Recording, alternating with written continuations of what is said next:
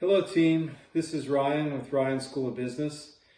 I wanted to take this time in this episode to first of all thank everyone who has subscribed and liked and contacted me.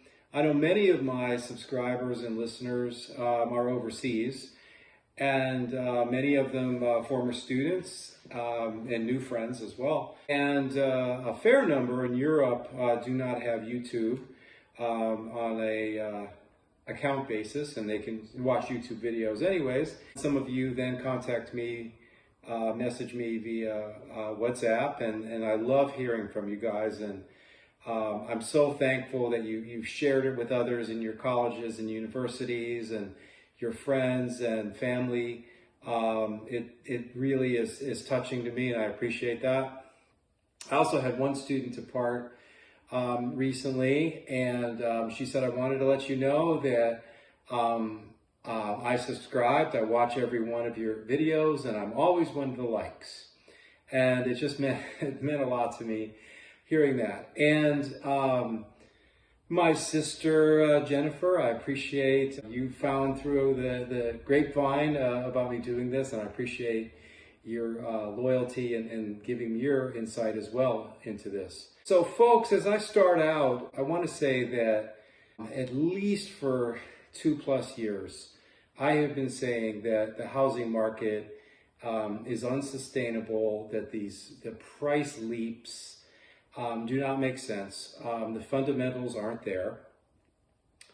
There was a lot of FOMO and success leading to success kind of thinking, or the fact that the price went up a lot last month means it'll go up next month, you better get in type of mentality. Also, I started to see later in the cycle some of the more lenient financing techniques, lower money down, more ARM type things coming in where it's only fixed for a shorter period of time. Something that we've not seen much in the United States. And sort of one of the bright spots in our markets has been that most mortgages, most Americans, when they get a mortgage, get a 30-year fixed rate mortgage. There is not interest rate risk in the sense of rising rates when you have to reprice it or refinance. So we're going to talk about that a little bit, because I see some of these issues brewing in both Canada as well as the United Kingdom. It's also a very big deal in Europe. So most of the markets in the world, unlike the United States, where we do a lot of 30-year fixed rate mortgages at attractive interest rates, perhaps not the lowest in the world, but still very good by a AAA rated sovereign entity, the United States government sort of backstopping a lot of these, so people could borrow at very attractive interest rates for a 30-year fixed and not have to worry about requalifying, repricing, things like that. Some of the issues, some of the problems that I suspected, I'm also starting to see, and the thing with data, for the most part, is it's backward looking, and it's basically documenting something that's already occurred. And the real key in this, the real value, is if you can actually talk about what's happening and what will happen and plan for it, not looking backwards. So when I was looking at things, and I started to look at the bond market as well, because most people don't realize that while the stock markets are large, particularly the US stock market, very large for an equities market, the bond markets pale in a comparison, if you will, and the bond markets make the stock markets pale in the sense that they're much, much smaller.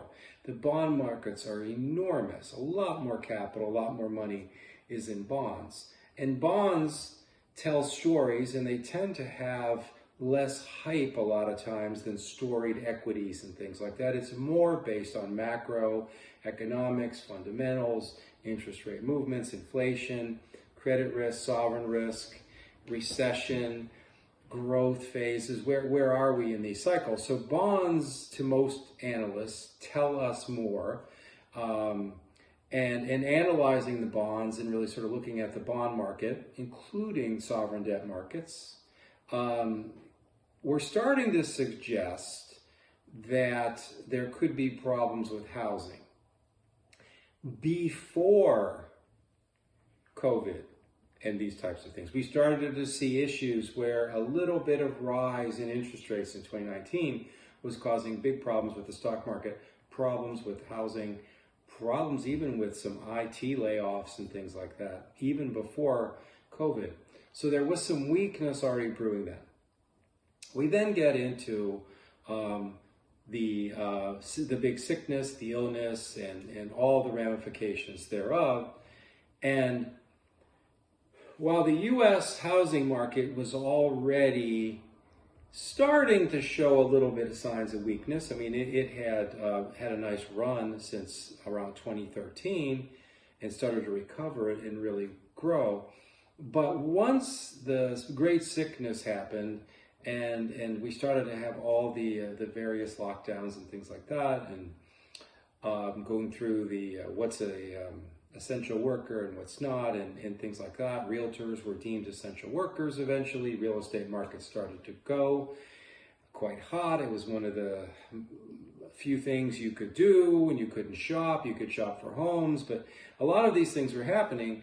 But looking at the pricing action since COVID, U.S. homes, if you look at it across the nation, they were up about 40% in that time. And so I want to make a point without getting too in the weeds with math, but I hear people mistakenly look at things this way. So I want to explain a concept. But if we took an index of the U.S. housing market, and it's sort of like a median home price, and that basis was 100, and we have, fast forward to late 2021, it's up 40%. It's essentially going from 100 to 140. Well, for that to return back to 100, it doesn't need to drop 40%. It was a 40% increase from 100 to 140, but from 140 down to 100 is not 40%. The decline is only 28.5%. So when you have big run-ups, you're at a larger base, and when you're at that number, you don't have to fall as much to get back to where you were. So, for example, with housing prices launching like they did, we started to see a lot of issues with affordability. And I remember in the spring when people were talking about the fact that when we look year over year, interest rates were higher, property taxes were considerably higher because the value of homes had gone up so much, so people's payment is reflected in the PITI, as it's sometimes called, principal, interest, taxes, insurance. When you were looking at property taxes up considerably because the value of the home was up, also your insurance generally rose as well because the value of your home's higher, so the insurance is more expensive. There may have been other factors too, like insurance companies may have had significant losses and premiums rise even more, but just keeping everything equal with the value of your home going up considerably, 40% kind of since COVID, you're going to pay more on those. So you had this combination where looking at the PITI, the interest was way up, the taxes were way up, the insurance were way up. So the housing payments in some markets, for example, a hot market like Austin, Texas, I remember seeing some articles saying that if you bought the same home today that you would have priced, say, right before 2020, that your payments are 60 to 70% higher because of the higher interest rates, higher taxes, higher insurance. So just the same person trying to qualify would need to make 60, 70% more, all things being equal. So I started to say, this clearly isn't sustainable because honestly, there's no fundamental reason for prices to rise that much. There's other factors, and interest rates being as low as they were. So I was trying to say as much as I could, these aren't sustainable. This is something to avoid. Certainly don't buy. You might want to watch it if you're a seller. It might make some sense if this was a good time for you to exit. But then again, with real estate, the problem with it is if you sell and you need to live somewhere else and rebuy, you're generally paying an inflated price for the thing that you had to buy. So unless you can find a way to sell and not need housing, it's hard to sort of capture that gain. But nonetheless, it was not a good time to buy. It may have been an all right time to sell. It was also not a good time to borrow against those values, and a lot of people did on the home equity lines. So I spoke to you guys last week, and I talked a little bit about it. It was hard for me to justify making home purchase in most markets, just looking at the United States, but also there were some other areas. Well, I spent a little time digging. I spent some time reading. I looked at a couple of reports. And I know I told you last week that it didn't make a lot of sense fundamentally to purchase. I was having a hard time justifying it. It looks like bubble, bubble, bubble. So after digging, I have to say, and again, I've been saying this for over 2 years, that it's unsustainable. Well, in looking at it now, just being frank with you, it's worse than I thought. And I'm starting to see it documented in a lot of different places. Starting out with a white paper written by the Federal Reserve Bank of Dallas, which is essentially saying that we have been in a bubble and that we will likely fall 20% next year on average. Now that's the Federal Reserve Bank indicating that, which probably means that it's somewhat conservatively stated. They're not going to go out on a limb, and so it could certainly be more than that. I'm starting to see some other aspects as well where we are seeing a survey where Redfin reported that 37% of real estate agents were struggling in October to pay their rents. And this is translating in because the number of housing transactions is falling so rapidly. It's not like a normal decline. It's so heavy in how this has happened. So in looking at the United States, I'm seeing these things play out where San Francisco is one of the cities with the worst year-over-year numbers, and the first time we're really seeing this.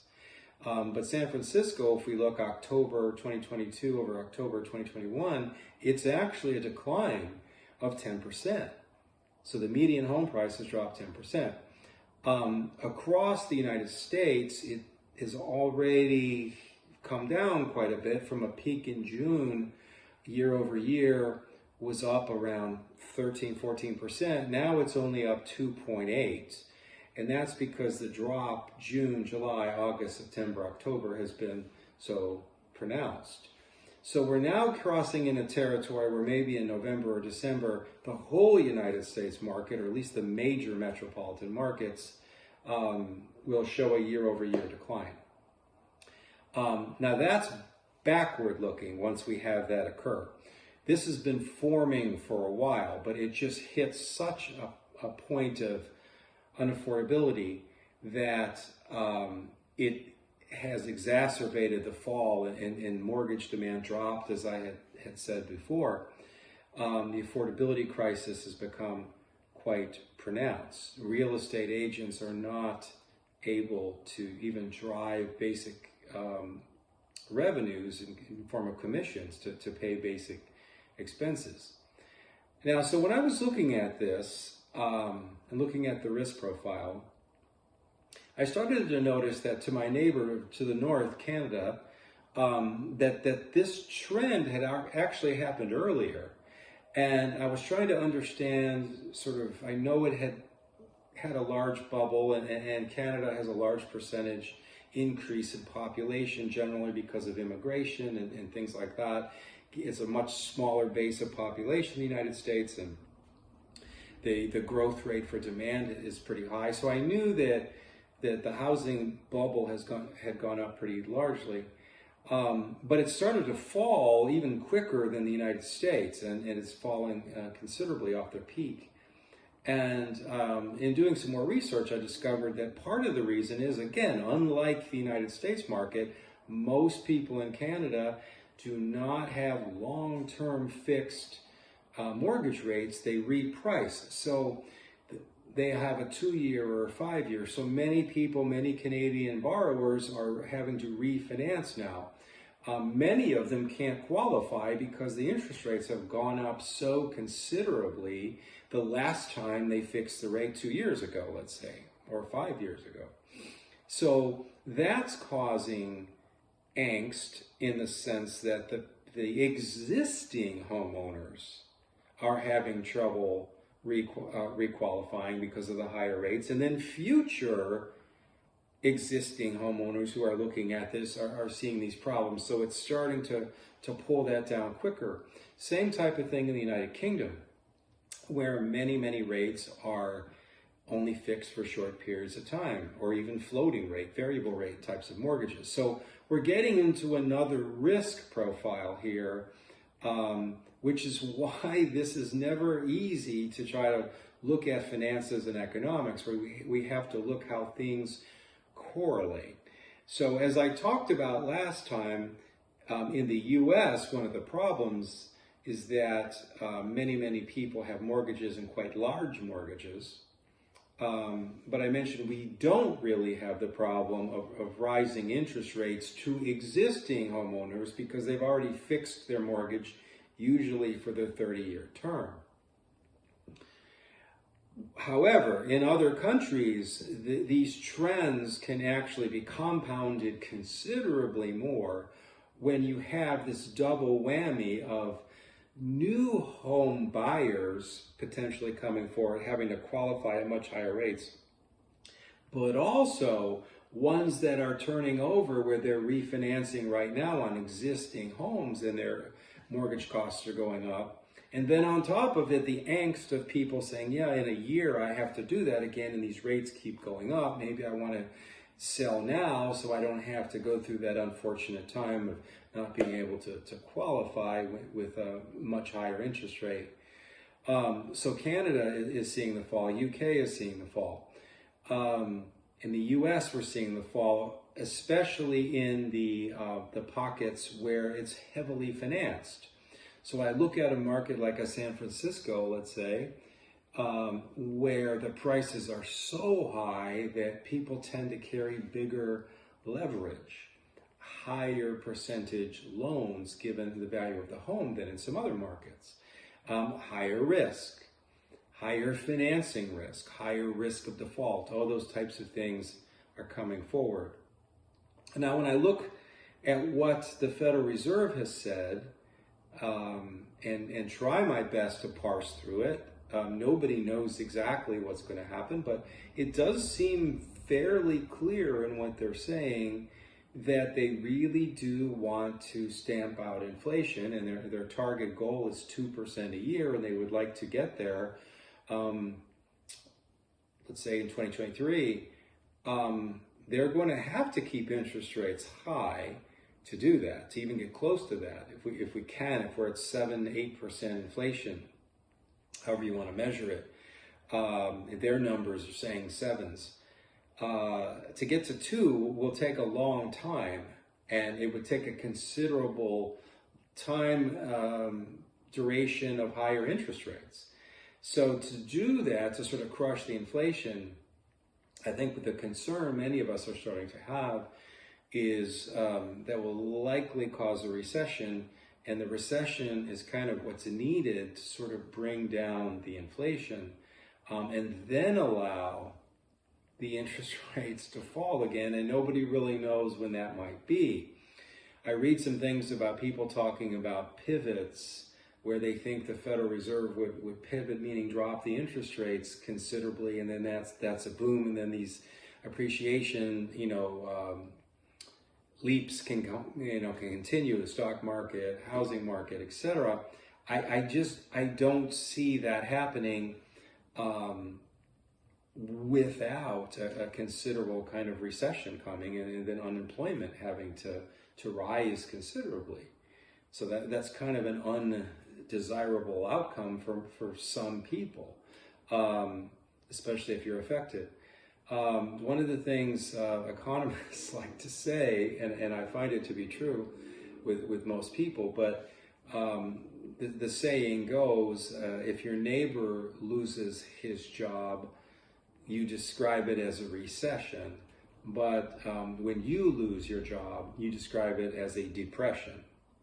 And so as we're seeing more of these things unwind, I think it could be a considerable downturn, which would be necessary to sort of take the heat and the demand down on housing prices. So it seems as if it's going to be a ride down, and it's just a matter of sort of being conservative and being patient in this and see where we get some price stability.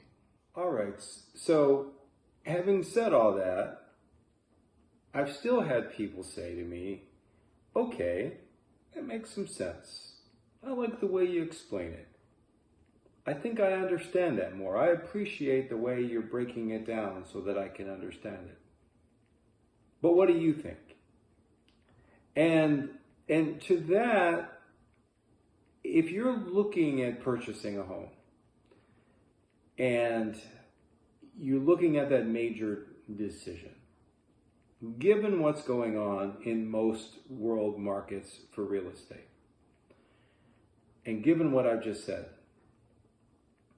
I'm going to give you the perspective of being an investment banker and making markets. Literally, that's what we did when we were selling businesses. We were creating a marketplace for buyers and sellers to come together.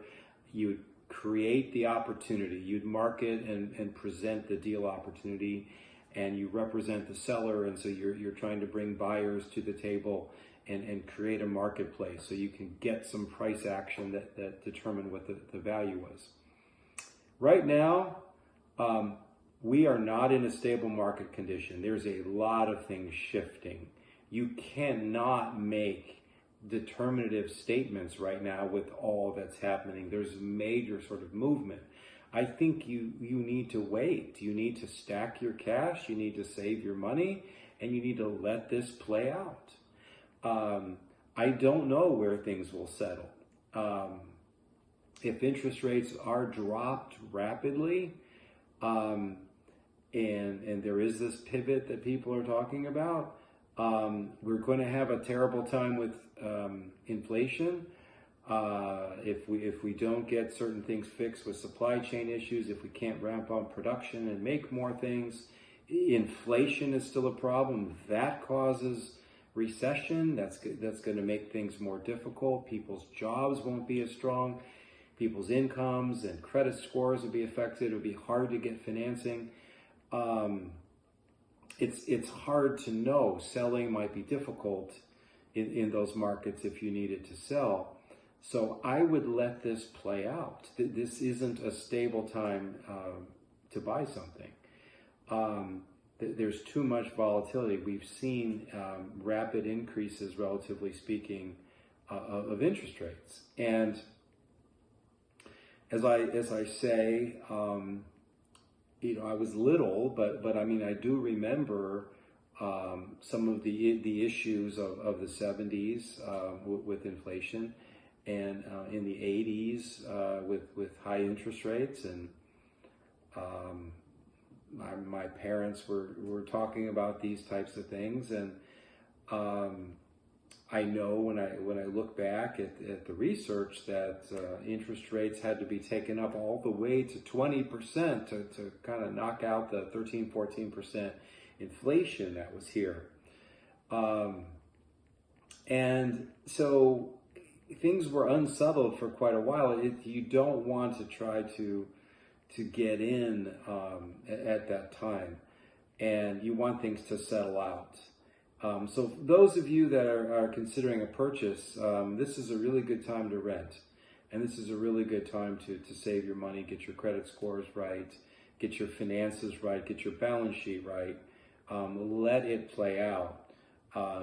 You want to see some sustained increases in prices and a stable market between buyers and sellers, and interest rates seem to be in a stable situation. If you can get to the point where that's happening and find a good solid interest rate that you can afford the payments, and based on your career trajectory, all those types of things, you do it from a conservative perspective within your whole portfolio, looking at your investments and looking at your cash flows and your risks and things like that. So if it were me, this is not the time to buy. You need to let it see where it's going to settle out. And if I look from 2013 to 2022, the Federal Reserve Bank indicators, if you look at housing like I do, you should analyze it like it's a stock or it's a bond using financial analysis. But they're looking at it this way as well. But from 2013 to the peak, housing in the United States of America went up around 94%. So it's almost a doubling in that time. It went up 40% since the end of 2019 to the peak. So these are unprecedented increases, certainly with respect to inflation, certainly with respect to history, even more so than the last housing bubble in 08. So with all that said, it seems like the risk is against you in purchasing, and sort of to let it ride. But one of the things, let this market settle. One of the things I want to look at in putting real estate in the context of risk management, but let me know what you're interested in. But a couple of the things that I have an interest in talking about is to look at what are bonds, how do they work, how do they function, why should we be thinking about them? Because to tell you straight up, as we like to say, there are some very compelling reasons to invest in bonds right now. Some of the best macroeconomic conditions I've seen in a long time. And bonds can help sort of mitigate some of the risk of your other investments. I want to talk about bonds. Also want to talk about sort of a variety of asset classes. And sort of from the perspective of how I look at things, I use a combination of my investment banking training as a professor when I'm teaching investments, finance, economics. I look at the theoretical. There's good structured ways to think about it. There is a way to sort of put a framework that makes sense around it. So I do bring sort of the theoretical side to the table as well. And then just also experientially, from what I've seen, experienced, and learned, you learn best by doing things, but it's even better if you have a framework to analyze and structure it. So I did teach an investments course and set up the course online for the university I teach for the Master's of Finance program. And I noticed sometimes you're just lucky, but I was fortunate in that I really stressed how bonds should be a slice of your portfolio, even though they've been sort of the unloved asset class for a long time because the interest rates were so low, but they do provide some hedging and mitigation and can be very useful, especially in recessions. I also talked about other asset classes like art, as fine art and that types of thing, royalty streams, other asset classes, and besides equities, and sort of rounding it out. Also, there would be a lot more play for commodities, as well, and mining, things like that, silver mine, gold mines, uranium mines, lithium's production, things like that. There's a lot of other things. We have some different sensations maybe for the next decade than we've seen. And so some of these things in my course I really sort of stressed and sort of really talked a lot about asset classes, but it has really helped cushion my portfolio. And, you know, some of those things in practice, what I learned, what I saw. Also some of the benefits of dividend paying stocks as well, and how I've seen that sort of play out and look at it. And so again, it's a risk management perspective, looking at that way. So you sleep better, so you're happier, so you're healthier, so you can do more good with things. And that's my purpose in all this. So I do appreciate you helping my channel. I want to give this a try and see what it can become. And so to my student Theo in Germany, you know, you started this. You brought in the camera one day and said, let's do this, I'll help you. Okay, so this was your baby, and I'm trying to move forward with it. And Mika, you're helping me quite a bit. I really appreciate all that you're doing and your encouragement. And my lovely wife Kelly, you're just a dream, and I appreciate how you helped me with this. Thank you. And my daughter Alexa, as you you know, touched me in what you're doing.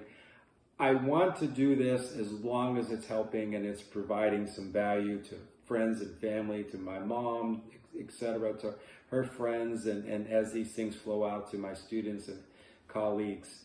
And if there's some value in it and I can continue to do this and grow the channel, like, subscribe, comment, you know, there's an algorithm in all this so that it gets recommended to others if there's some value. But help me with this if it's adding value, and you know, give me a thumbs up, a like, if that suits you, and you can.